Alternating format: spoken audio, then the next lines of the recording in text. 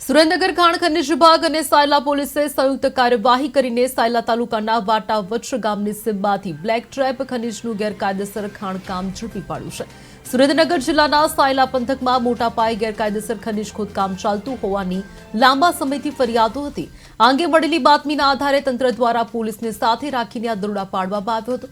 જ્યાં દરોડા દરમિયાન સ્થળ પરથી 4 એક્સક્વેટર મશીન અને 14 ટ્રક સહિત કુલ 5 કરોડ રૂપિયાનો મુદ્દામાલ જપ્ત કરવામાં આવ્યો છે। ખાણ ખનિજ વિભાગ દ્વારા ગેરકાયદેસર ખોદકામની માપણી કરીને કસૂરવારો વિરુદ્ધ કાયદેસરની કાર્યવાહી હાથ ધરવામાં આવશે।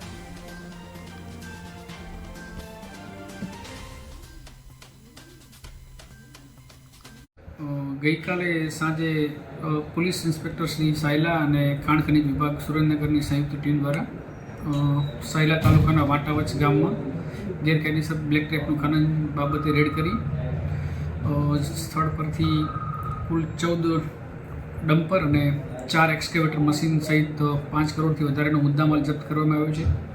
પ્રાથમિક તપાસમાં લીઝની આડમાં ગેરકાયદેસર ખોદકામ કરતા હોવાનું માલુમ પડ્યું છે। આજે રોજ તપાસ ટીમ દ્વારા જગ્યાની માપણી કરી અને કસૂરદારો વિરુદ્ધ આગળની દંડકીય અને ફોજદારી કાર્યવાહી કરવામાં આવશે।